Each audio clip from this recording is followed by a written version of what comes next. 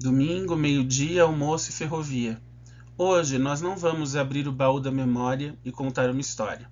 O nosso assunto é sério, urgente e extremamente preocupante para quem quer ver o patrimônio ferroviário, na medida do possível e em sua maioria, preservado. Eu sou Átila Almada e vamos falar sobre incêndios ferroviários e os impactos, obviamente, que eles trazem. Muito bem, eu gostaria só de explicar o critério que eu vou usar para falar desses incêndios. A primeira coisa é que eu não os categorizei.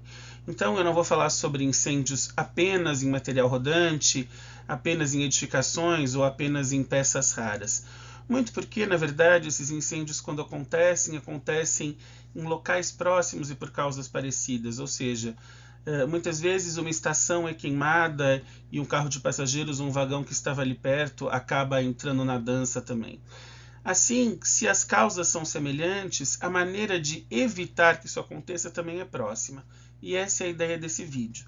Eu selecionei 3 lugares ferroviários, 3 pontos que sofreram incêndios, que eu visitei, portanto fotografei. Vou mostrar essas imagens para você, contar um pouquinho a história desse incêndio e depois a gente vai conversar sobre como, afinal, evitar que isso aconteça. Muito embora patrimônios incendiados possam ser restaurados, obviamente o custo se torna muito maior, quando não, por conta do nível de destruição, isso se torna inviável. Então, vamos lá aos 3 lugares. O primeiro lugar que você vê aí na foto é a cabine de chaves, a cabine de sinalização de pátio, instalada pela Companhia Paulista de Estradas de Ferro na estação de Itirapina. Itirapina é uma cidade importantíssima aqui do interior de São Paulo, porque, como você já deve ter visto no vídeo do canal sobre preservação, se não viu, eu deixo os links aqui embaixo, é uma cidade de bifurcação das linhas, A linha da antiga Paulista, depois Fepasa, segue Una até em Itirapina, Itirapina abre-se um V para o tronco oeste rumo a Bauru e Panorama e para o tronco principal rumo a Barretos. Muito bem, esse incêndio em Itirapina ocorreu em 2001 e, não coincidentemente, pouco mais de um mês após o fim definitivo dos serviços de passageiros, ou seja, pouco mais de um mês após a estação ter sido inutilizada.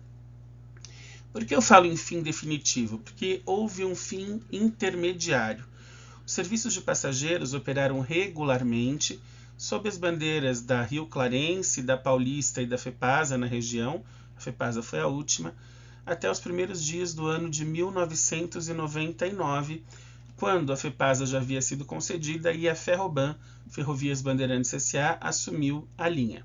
A Ferroban suspendeu a circulação dos trens de passageiros, alegando aí uma suposta periculosidade, até hoje uma história muito mal contada. Porém, por força de contrato, a Ferroban tinha a obrigação de manter os trens de passageiros circulando por pelo menos um ano após a concessão.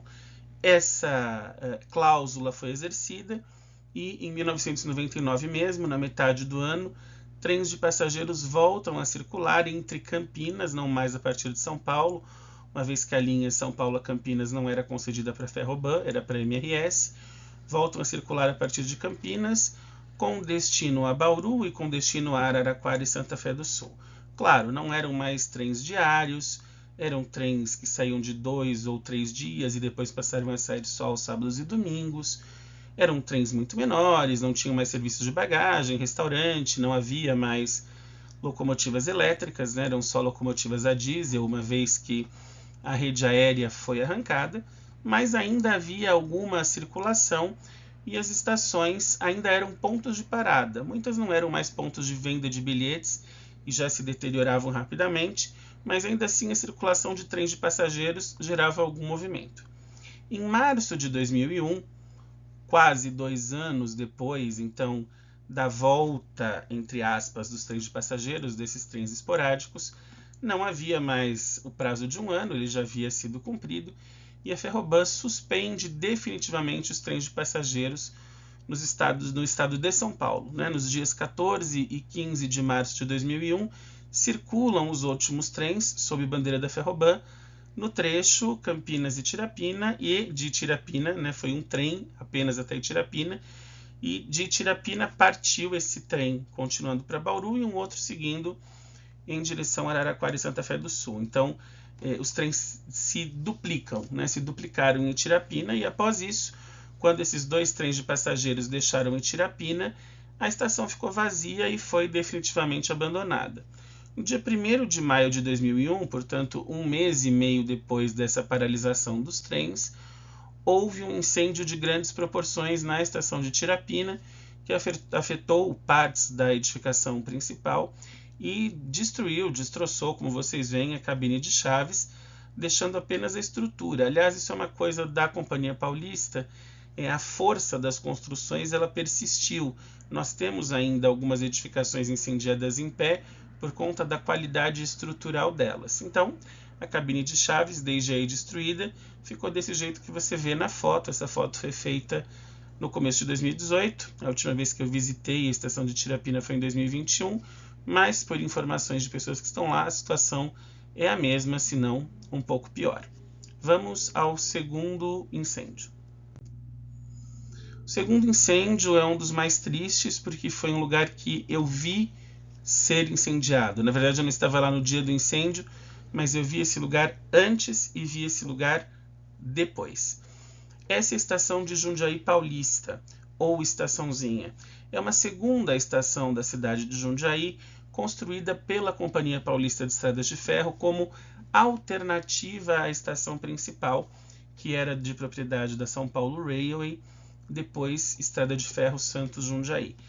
Para evitar dificuldades no embarque e desembarque, quando a estação principal estivesse sobrecarregada de composições, a Paulista construiu esta estação com o intuito de fazer embarque e desembarque dos seus trens, o que nunca aconteceu de maneira fixa, acontecia esporadicamente, mas era uma estação importante para a operação da Companhia Paulista, para maquinistas, depois na FEPAS, enfim, era uma estação que, embora não utilizada da mesma maneira que a estação principal, tinha uma utilização, digamos aí, eficaz e necessária para a Paulista. Essa utilização continuou na FEPASA, por um tempo ali foi a escala de maquinistas, segundo informações de ferroviários da cidade, até que, mais uma vez vítima do fim dos trens de passageiros, a estaçãozinha foi desocupada e perdeu as suas funções. Porém, a preservação dela se deu aí por quase 20 anos. Né? A estaçãozinha ela foi desocupada e perdeu suas funções em 1999, comecinho de 99, e logo ali foi morar na estaçãozinha o senhor Wilson Corradini, que eu digo que é o guardião da estaçãozinha, um ex-funcionário da Companhia Paulista, que passou a viver ali, e embora não de maneira legalizada ou não de maneira reconhecida, eu diria, nunca reconhecida nem pela ferrovia nem pelas autoridades, foi a pessoa que tomou conta do lugar, tomou conta no sentido de guardar, foi um grande guardião, um salvador dessa estação e que a manteve de pé até o ano de 2017. Em 2017, ele saiu da estaçãozinha, ele já tinha quase 80 anos, estava muito debilitado, e foi recolhido a um abrigo e a estaçãozinha ficou vazia. O Sr. Wilson Corradini faleceu no sábado de Aleluia em 2018. Eu conto a história dele em um outro vídeo aqui no canal, então é uma história muito bonita e uma história de muito amor à ferrovia que você pode conferir também no link aqui embaixo. O Sr. Wilson Corradini deixa o local e falece. Após o falecimento dele, como eu disse, dia 31 de março de 2018, a estaçãozinha que já estava em abandono passou a ser muito mais frequentemente usada por pessoas que, vamos dizer de maneira mais suave, iam ao local para fins não tão lícitos ou não tão dentro da lei. Dentro desses usos ilícitos da estaçãozinha, ela acabou incendiada no dia 9 de julho de 2018, sim, o dia da Revolução Constitucionalista, um feriado importante aqui para o estado de São Paulo, e foi totalmente destruída. Ficou apenas a parte básica da estrutura, mas tudo que havia dentro, telhas, o que restava de mobília, tudo desapareceu e infelizmente desde 2018 nada foi feito. Inclusive, algum tempo depois, a cabine de chaves de Jundiaí Paulista, do outro lado da via, também foi incendiada, destruindo todo o conjunto. O problema é que a cabine de chaves, parte em madeira, possivelmente não pode ser mais recuperada, ela realmente deixa de existir e vira história. A estaçãozinha poderia ser recuperada, mas infelizmente não há nenhum movimento oficial da Prefeitura de Jundiaí para isso, embora haja o grupo Amigos da Estaçãozinha, que frequentemente se reúne no local ou tenta manter o local na medida do possível limpo, mas é um trabalho hercúleo e sem qualquer assessoria ou apoio, que merece aplauso e reconhecimento, mas que infelizmente não gera esse mesmo eco de necessidade no poder público. Bom, vamos ao terceiro caso. O terceiro caso é um caso também emblemático por ser uma peça praticamente única. Este é um carro de passageiros ACF, American Car and Foundry, fabricado no final dos anos 20, sob encomenda para a Companhia Paulista, um carro com uma rodagem de 3 eixos, carro de bitola larga, extremamente confortável, que era utilizado então nos trens de luxo da Paulista. Poucos carros desses restaram em seu estado original, com os clerestórios, com os truques de 3 eixos. Alguns foram modificados, a maioria modificada nas oficinas de Rio Claro, e dos que restaram em estado original, mais uma vez com o sacrifício dos trens de passageiros, eles foram definitivamente encostados. Eles já não rodavam muito, os 3 eixos na fase final da FEPASA já estavam por pátios e oficinas, mas depois de encostados, eles foram sendo destruídos aos poucos. Houve um incêndio, esse eu não fotografei, mas posso falar, um incêndio nas oficinas de Rio Claro em 2018, destruiu exemplares que havia lá, e aí, ao fim e ao cabo, sobraram 2 carros ACF de 3 eixos com os clerestórios, ou seja, com a sua arquitetura original, inteiros. Um na estação de Bauru e um no pátio de Araraquara. Quando eu digo inteiros, veja bem, em condições de restauro, tá? Não é que eles estavam inteiros por dentro, perfeito e bem conservados, mas ainda em condições de restauro. Ocorre que em Araraquara havia muito material rodante nos pátios da estação, vagões, carros de passageiros como este, locomotivas da Estrada de Ferro Araraquara e da FEPASA, então o 20, G12, GP9, GP18, e em 2020 a Prefeitura de Araraquara promoveu um limpa-pátio. Então a Prefeitura de Araraquara conseguiu uma autorização no DENIT, o Departamento Nacional de Infraestrutura e Transportes, responsável por esse material, para descartar materiais que eles consideravam inservíveis, o que é algo bem subjetivo, e manter o que supostamente seria recuperado. Por que eu digo que o inservível é subjetivo? Porque, por exemplo, eles destruíram todas as locomotivas do tipo GP18 e deixaram 2 GP9, não pelo menos uma de cada. Mas, enfim, não houve critério. O fato é que a maioria do que estava no pátio de Araraquara foi destruído e sobraram 4 itens. 2 locomotivas GP9, a 7004 com a última pintura da FEPASA, a pintura branca, a 7005 com a pintura vermelha, Coca-Cola, um carro de passageiros construído pela Companhia Paulista, mas à semelhança dos Pullman Standards dos anos 50, e este carro ACF, que foi inclusive colocado embaixo de um viaduto para supostamente, digo supostamente porque vocês estão vendo pela foto que não aconteceu, ser resguardado de intempéries e vandalismo. Acontece que de 2020 a 2022, apesar da grita e dos anúncios de que algo seria feito para resguardar e preservar esse material, e veja bem, nós estamos falando aí de uma distância de 200 metros da GARI, da estação coberta de Araraquara, já que tiraram os outros materiais do pátio, bastava que estes fossem pelo menos rebocados para a área coberta da estação, nem isso foi feito, e tempo, em 2022, no início do mês de agosto, o carro ACF foi incendiado por vândalos que possivelmente estavam usando para abrigar-se nele ou para consumir coisas que não deviam. E aí o carro ACF ficou nesse estado quando eu o visitei pela primeira vez, no final de agosto do ano passado. Visitei de novo em julho deste ano, continua lá, mas depois de incendiado tem a sua recuperação praticamente inviável, porque aí os danos estruturais são muito grandes, internos e externos, e mover esse carro fica praticamente impossível sem que ele simplesmente se desfaça. Com isso, você tem uma restauração que se torna praticamente impossível e, se possível, extremamente cara, possivelmente um custo que a prefeitura não gostaria de arcar. Com isso, sobrou apenas um carro ACF que está na estação de Bauru. Vamos ver. Eu sei que se depender do pessoal do Museu Ferroviário Regional de Bauru, meu amigo Douglas Cuzon, a quem eu mando um abraço, o ACF de Bauru vai ser restaurado. De Araraquara, seria um forte exemplar para isso, estava estruturalmente bom, mas mais um incêndio acabou com ele. Vamos agora à nossa reflexão sobre o assunto. Você percebeu que a causa dos incêndios é, na raiz, a mesma: abandono, descuido, descaso.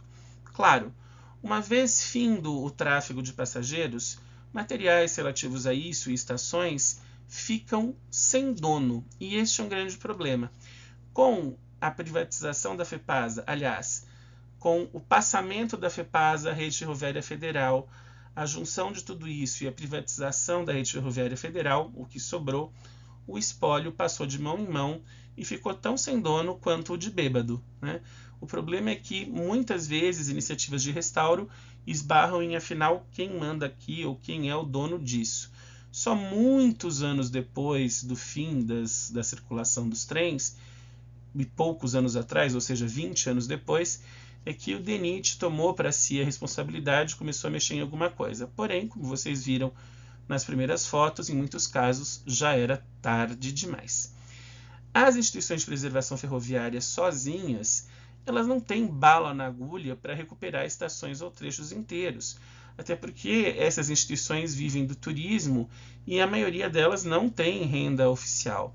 Eu posso citar aqui o IMF, Instituto de Memória Ferroviária de Rio Claro, ou mesmo a própria BPF, que é mais bem estruturada e realiza passeios turísticos.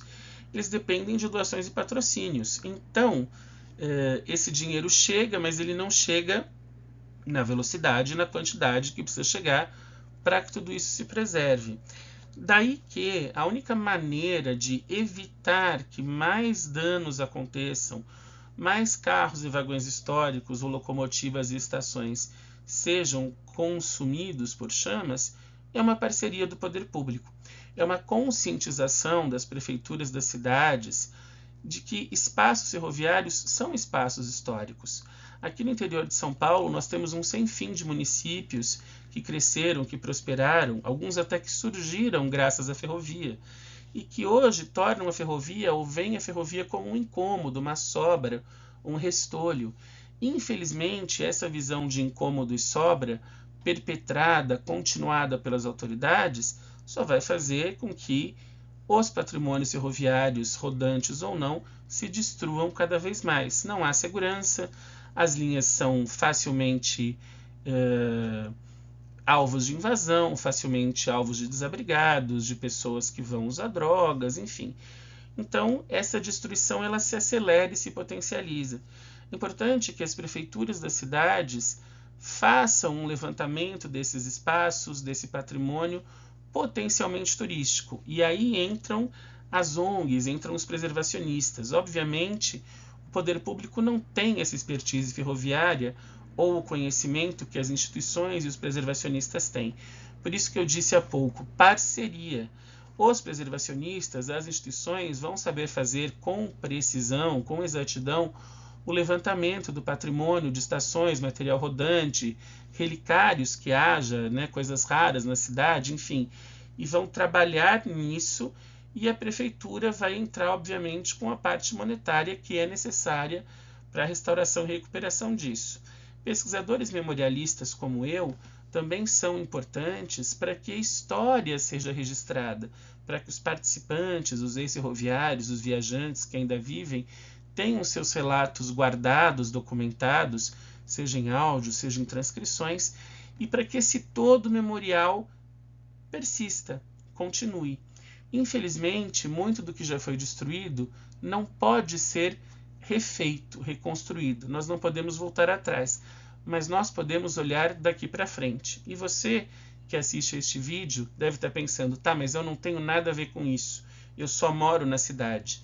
Puxa, se você gosta de ferrovia, junte os seus amigos, veja quem também gosta, cobre as autoridades, vá bater no gabinete do seu vereador, vá conversar com o seu prefeito, se você tem essa proximidade com ele. Fale dessa importância histórica, fale de uma memória que pode ser da sua família. É só com essa criação de uma rede de amigos, e não só de preservacionistas ou profissionais, mas é só com a criação de uma rede de amigos, de pessoas que gostam da ferrovia, é que nós podemos evitar que as chamas e as cinzas consumam o pouco que resta. Eu espero que você tenha gostado desse vídeo. Inscreva-se no canal se não é inscrito, ative as notificações e acompanhe os nossos conteúdos. O nosso Instagram é @memoriaferroviaria.sp, vou repetir, @memoriaferroviaria.sp. Lá você pode mandar uma mensagem sugerindo pautas e eu vou ter o maior prazer de atender ao seu pedido num dos próximos vídeos. Um grande abraço e até o próximo domingo, ao meio-dia, com mais Almoço e Ferrovia. Tchau!